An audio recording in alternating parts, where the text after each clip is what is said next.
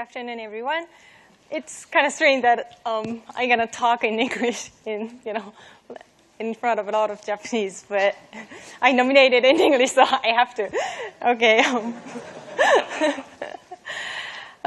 To start with, I'm Satoko Oki from the Earthquake Research Institute from the University of Tokyo.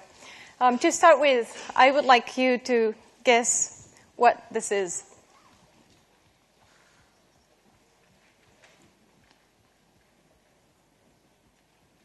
I guess many of Japanese got to know that this is the earthquake early warning system.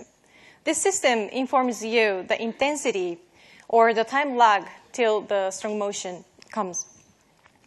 So every time earthquake occurs in Japan, I get this information, what day or night, I get this information to my cell phone because I'm a seismologist who is in charge of giving information to the public. So why did I become seismologist? I spent a usual day on the day of Kobe earthquake 17 years ago. I was a high school student in Tokyo, and I didn't know what was going on in Kobe. And when I got home, oh my gosh, all the TV programs shows this devastating disaster. A girl who is at the same age as me kept shouting to this rumble, "Okasa! Okasa!" She's screaming to her mom. And I was having, smoking hot dinner, and I couldn't understand why I'm having this dinner and she's screaming there. We're having the same time. So that night, I decided to become a seismologist. And 11 years later, I got a doctorate degree in seismology at this university. So here's the next question to you. What is this? Yeah. Actually, 10% of the earthquakes occur in this country. We occupy only 1% of the Earth's surface, but earthquake occurs 10 times more. So if you live in Japan, you should know about earthquakes. In other words, you are asked to have high earthquake literacy. So I made all the efforts to give information to the public. I delivered lectures to school kids, and actually those mid-school students, they're from Tohoku regions. So I taught them what the tsunami is and what they should do to escape from tsunami a year before the Tohoku earthquake. So let's think about the literacy, earthquake literacy.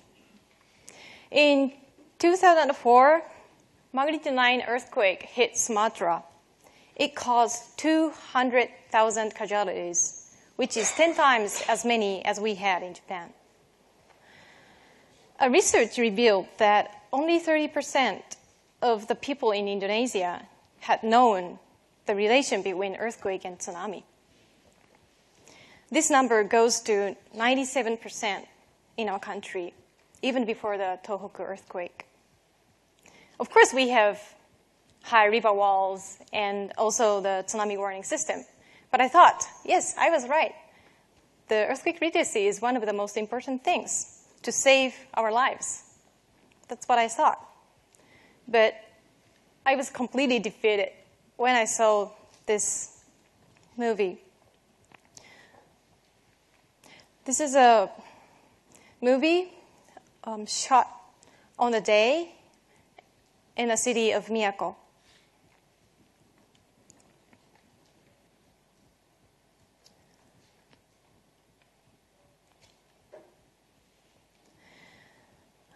Actually, there's a only 3-meter warning was issued.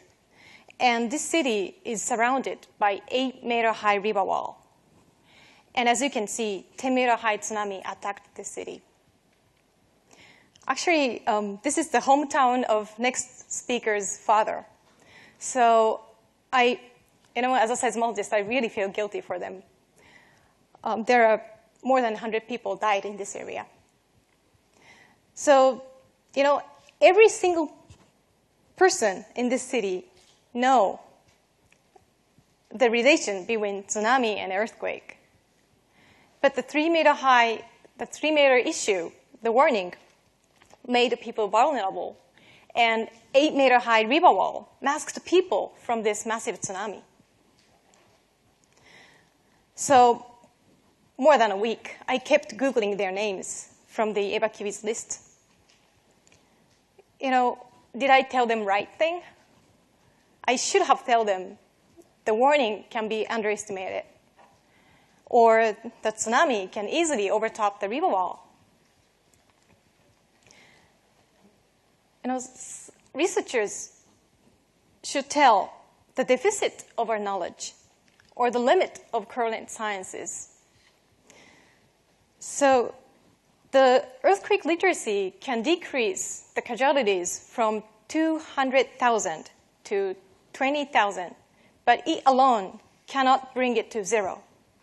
So we all have to go beyond the literacy. And I still don't know what I can do. I still don't know the answer.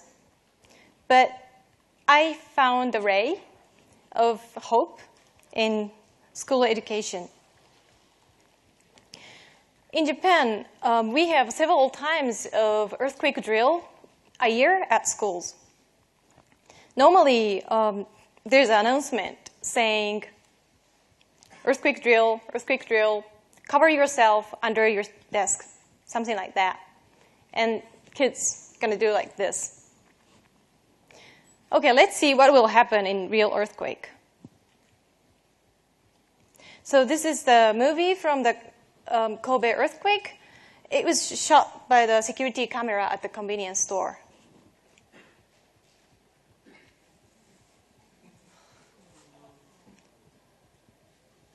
And then blackout. So, well, who can go to the broadcasting room with this, slow motion? And even though he reached there, what he gonna do with this blackout? It won't work. So I suggested arranging the earthquake drill to let them think what they should do to positively protect their lives by themselves. The traditional earthquake drill is the training for kids to follow what teachers said. The brand new standard of earthquake drill should be to let them decide what they should do to protect their lives. So I had this, earthquake drill in any kind of situation, such as, in the music room or library without any desks. And they themselves think what they should do. After 2 years of having this kind of earthquake drill, the Tohoku earthquake attacked this school. And in the next slide, I'll show the movie, which was shot by chance on that day at this school. They're in the gym, preparing for the graduation ceremony.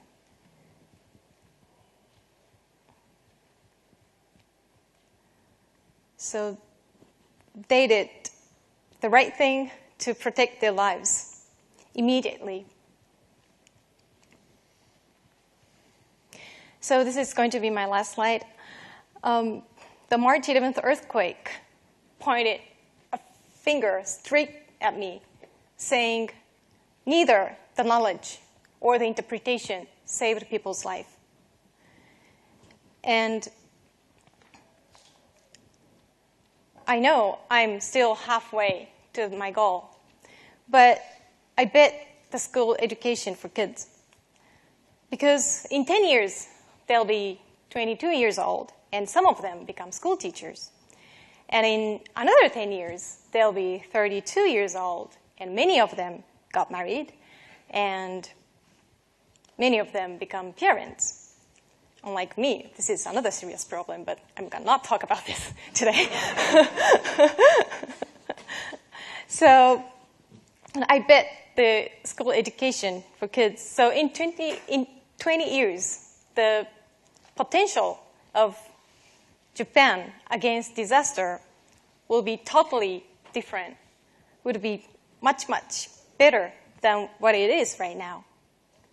And here I promise that I won't waste 20,000 of lives lost on March 11th.